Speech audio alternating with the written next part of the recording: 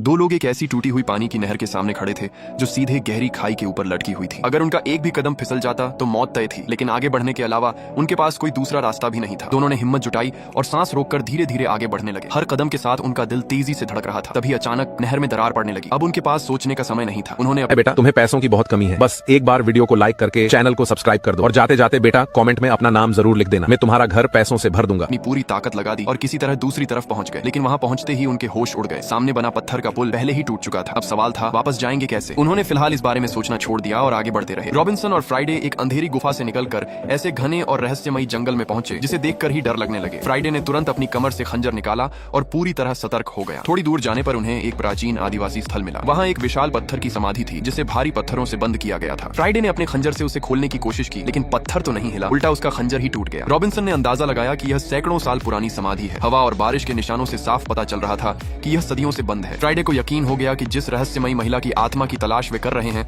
उसका शरीर इसी के अंदर छिपा है। दोनों ने समाधि को ध्यान से देखा। उस पर बने निशान बिल्कुल वैसे ही थे जैसे उन्हें पहले मिले वाटर गॉड बॉक्स पर बने थे। उन्होंने उस बॉक्स से मिले प्रतीक वाले पत्थरों को एक एक करके समाधि के स्लॉट में लगाया। कई कोशिशों के बाद आखिर एक निशान बिल्कुल फिट बैठ गया और तभी अचानक बिना किसी इंसान के छुए समाधि का भारी ढक्कन अपने आप धीरे धीरे खुलने लगा। यह देखकर फ्राइडे के होश उड़ गए। उसे लगा कि यह भगवान की शक्ति है, लेकिन रॉबिन्सन शांत रहा। उसने कहा, यह चमत्कार नहीं, विज्ञान है। यह पानी के दबाव यानी वाटर प्रेशर के सिद्धांत पर बना हुआ है। दोनों ने पूरी ताकत लगाकर ढक्कन खोल दिया। जैसा उन्होंने सोचा था, रहस्यमयी महिला का शव अंदर मौजूद था, लेकिन उसकी हालत इतनी डरावनी थी कि दोनों कुछ पल के लिए सन्न रह गए। वे जल्दी जल्दी शव को अपने बैग में रखने लगे। तभी पास की अंधेरी सुरंग से एक बेहद डरावनी आवाज सुनाई दी। दोनों घबरा गए और तुरंत वहां से निकलने लगे, लेकिन जैसे ही वे बाहर पहुंचे उनके सामने एक खूंखार जंगली कुत्ता रास्ता रोककर खड़ा था। पहले उन्हें लगा कि सिर्फ एक ही है, इसलिए शायद उसे लड़ सकते हैं, लेकिन अगले ही पल उन्होंने पीछे देखा। एक नहीं, दो नहीं, पूरा झुंड उनका घेराव कर चुका था। जंगली कुत्ते दहाड़ रहे थे, जैसे कह रहे हों, शव छोड़ दो वरना जिंदा नहीं बचोगे। रॉबिन्सन ने तुरंत फ्राइडे से कहा, शव छोड़ दो, लेकिन फ्राइडे ने साफ मना कर दिया। अब दोनों के पास भागने के अलावा कोई रास्ता नहीं था। वे पूरी ताकत से दौड़ पड़े